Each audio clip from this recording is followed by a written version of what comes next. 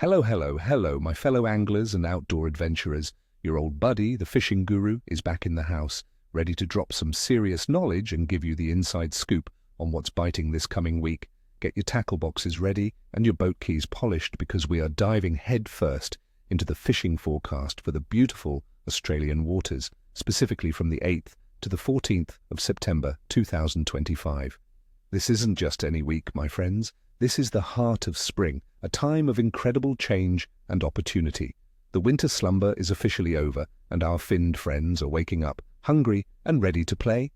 We've got rising water temperatures, a significant moon phase change from a full moon to a waning gibbous, and that unmistakable energy in the air that only spring can bring. But, as always, Mother Nature loves to keep us on our toes, so understanding these subtle shifts will be your secret weapon to a successful trip. Stick with me, and I'll break it all down, offering practical, on-the-water advice that you can use right now. Let's make this week a fishing week to remember. All right, let's kick things off with the big one, the weather. It's the conductor of this whole fishing orchestra, and understanding its rhythm is key. For the majority of our beloved coastal regions and the southern parts of the continent, this week promises pleasantly mild spring days. We're looking at daytime temperatures comfortably sitting between 15 and 20 degrees Celsius, which is about 59 to 68 degrees Fahrenheit. This is absolutely prime weather for spending hours on the water without the scorching summer heat or the biting winter cold. However, don't pack away those warm layers just yet. The nights, especially in the south, can still get quite cool, dropping to around 8 to 13 degrees Celsius. This means that while the surface waters warm up nicely during the day, the deeper water might still retain a bit of that winter chill, influencing where fish choose to hold. Now, if you're venturing further north into the tropical zones, brace yourselves for classic dry season conditions. Expect consistently hot days, averaging 24 to 28 degrees Celsius or 75 to 82.5 degrees Fahrenheit, combined with low humidity. This heat will be a major factor in fish activity up there. In terms of rainfall, September is generally one of our driest months across the country, so we can anticipate plenty of sunny, clear skies, which, while great for comfort, can sometimes mean bright conditions that push fish deeper during the midday sun. Atmospheric pressure, based on typical spring patterns, should be relatively stable for most of the week. Consistent pressure usually leads to more consistent fishing, as fish aren't thrown off by sudden changes in their environment. However, any localized fronts bringing wind changes, especially strong southerlies in the south, could cause minor fluctuations and make the bite a bit more cautious. Pay close attention to local wind forecasts, as even a gentle breeze can create surface chop that improves fishing, while strong winds can make it a miserable experience and churn up the water, affecting clarity. Next up, let's talk about the lifeblood of our fishing, water temperature. This is where spring really shows its hand.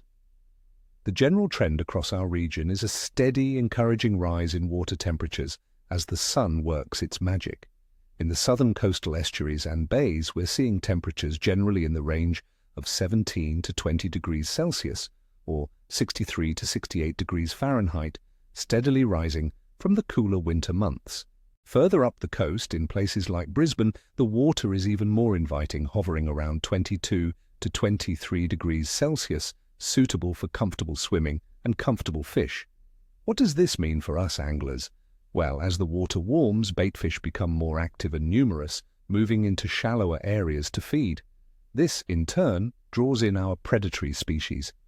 Expect fish to be more active in the upper water column and in shallower flats, especially during the sunniest parts of the day. They'll be moving out of those deeper, cooler winter haunts and actively cruising for food. This warming also kickstarts insect activity in freshwater systems, making bass, for example, very keen on surface presentations. Now let's gaze up at the night sky and consult our lunar calendar. This week holds a significant transition. We're actually starting on the 8th of September, the day after the precise full moon, so the moon will still be almost completely illuminated at a magnificent 99%. Imagine that bright orb lighting up the night. From the 9th of September onwards, it gradually transitions into a waning gibbous phase, slowly decreasing its illumination each day, reaching the last quarter by the 14th of September. What's the full moon effect, you ask? My experience, and the wisdom passed down through generations of anglers, tells us that around the full moon, fish can often feed heavily throughout the night due to the increased visibility. This can make them a bit lethargic or less aggressive during the daylight hours, especially during midday. However, the powerful gravitational pull of the full moon also creates some of the strongest tides of the month. These big tides can stir up the bottom, dislodge bait, and create feeding opportunities that are simply irresistible for many species. So the key here is to target those peak tidal flows, the hour or two before and after a high or low tide, as these are often prime bite windows, especially at dawn and dusk. The waning gibbous phase, while still offering good tidal movement, generally sees fish settling back into more predictable feeding patterns as the moonlight decreases, making the fishing more consistent throughout the day. This is arguably the most exciting part. September in our region marks the true beginning of spring, and with it comes a massive surge in fish activity. It's a time of renewed energy across our waterways. Many species that were harder to tempt during the colder months are now actively feeding, moving, and preparing for their breeding cycles. In the estuaries and coastal areas, species like bream, flathead, and whiting are becoming increasingly active. They're pushing into shallower feeding grounds, chasing baitfish and crustaceans stirred up by the warming water and strong tides. For the offshore enthusiasts, species like pink snapper are really starting to hit their stride, with their peak season just around the corner. Up north, barramundi are becoming more consistently active, and in our freshwater systems, a truly exciting development. The Australian base season officially opens on the 1st of September. This means these incredible sport fish will be migrating back up into the creeks and rivers, offering some thrilling wilderness-style fishing. Overall, expect fish to be more widespread and willing to chase lures and baits. The key is to adapt your tactics to the conditions. Look for bait, target structure, and pay attention to those tidal windows.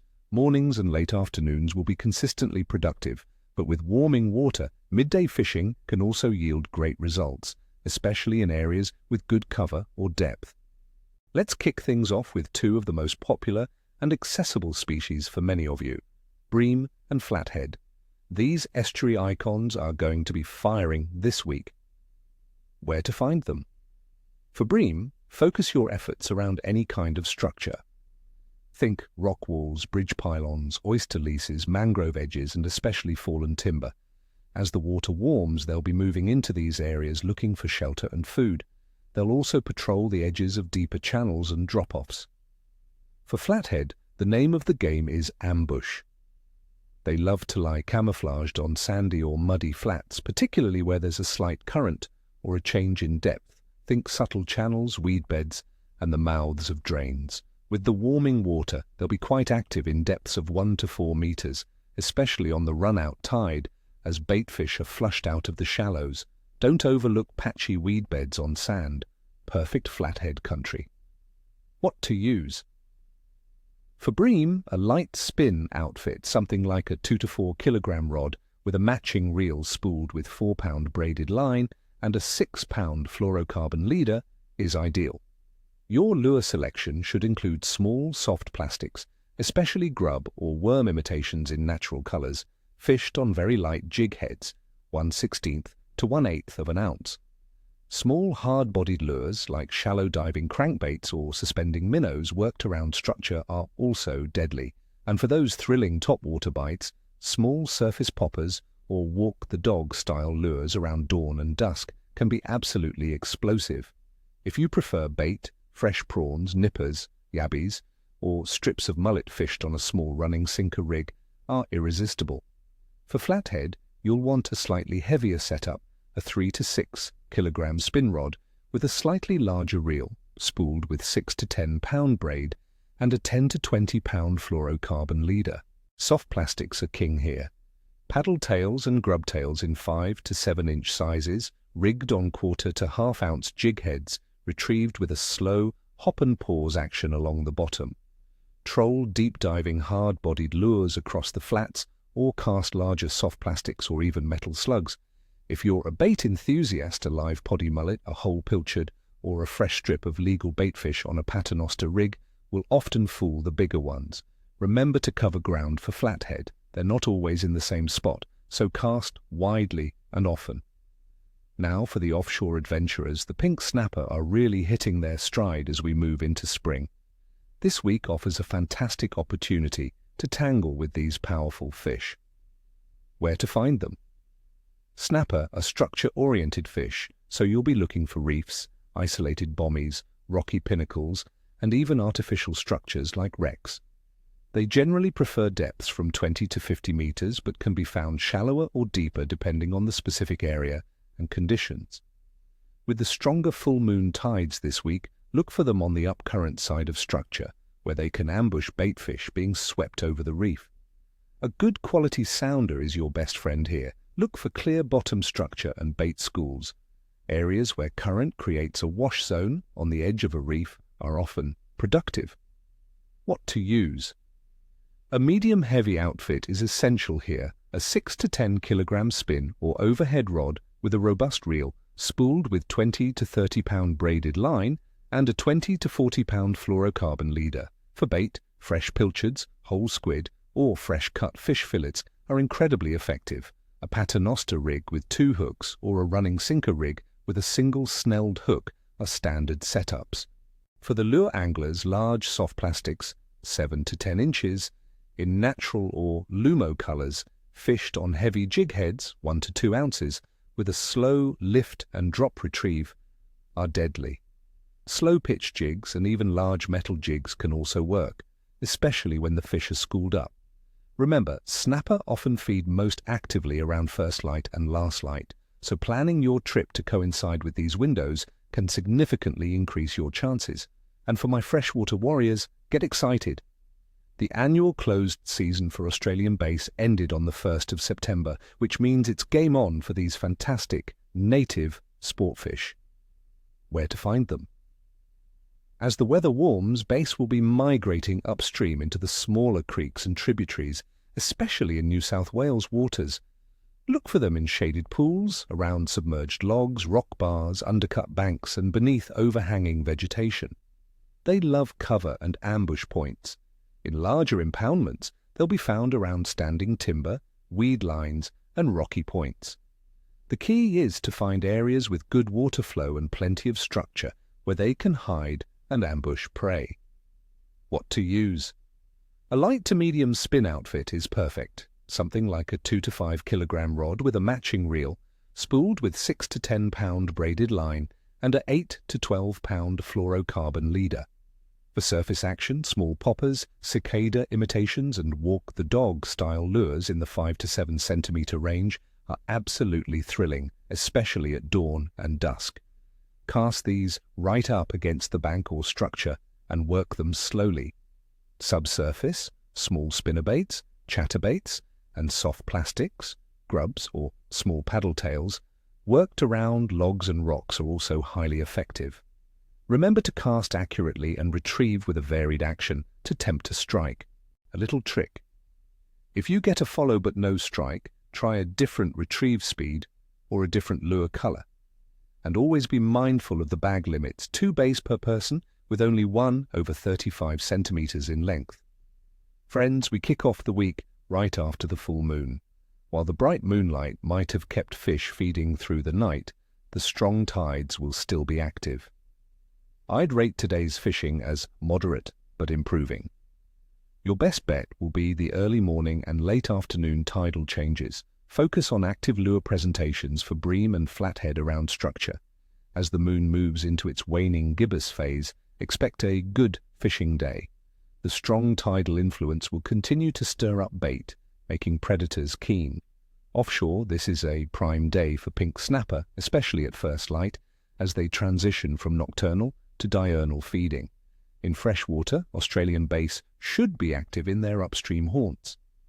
Another good day on the water with consistent conditions. Air temperatures will be mild, encouraging fish into shallower feeding grounds as the water continues to warm. Estuary species like flathead will be on the move. Focus on slowly hopping soft plastics across sandy flats and drop-offs. Look for subtle current lines. This is looking like a very good day for many. Stable atmospheric pressure and continued warming trends mean the fish should be well settled and actively feeding. This is a prime opportunity for targeting bream with surface lures in the sheltered bays and creek mouths during the low light hours, and for an exciting session chasing Australian bass in the rivers. Don't be afraid to experiment with different retrieves today. Approaching the weekend with a good fishing forecast, estuary fishing for both bream and flathead should remain consistent with fish willing to chase lures. Offshore, snapper activity should be strong, particularly around the tide changes mid-morning and late afternoon. Consider a variety of baits and lures to see what they prefer. Get ready for what I'm calling an excellent day of fishing, friends. All the stars are aligning: stable, mild weather, consistent water temperatures, and the waning gibbous moon still providing decent tidal movement without the full moon's potential daytime lethargy. Expect active feeding periods throughout the day. This is the perfect day for a full-day adventure, whether you're chasing bream in the mangroves or snapper on the reef. Everything should be on the chew. To round out our fantastic week, with the moon reaching its last quarter phase, I'd say it's a good fishing day. The fish might be slightly less aggressive than yesterday's peak, but still very catchable. Focus on precision casting, subtle presentations, and really working your lures and baits thoroughly. Enjoy your final day of serious fishing before the next week's adventures begin. Make every cast count. All right, my dedicated anglers, that wraps up our detailed fishing forecast for the 8th to the 14th of September 2025. I genuinely hope this helps you plan your trips and brings you some incredible catches. From the bottom of my heart, I wish you all tight lines and screaming reels. May your coolers be heavy, your stories be legendary, and your time on the water be filled with joy and tranquility. Before you dash off to hit the water, please do me a huge favor.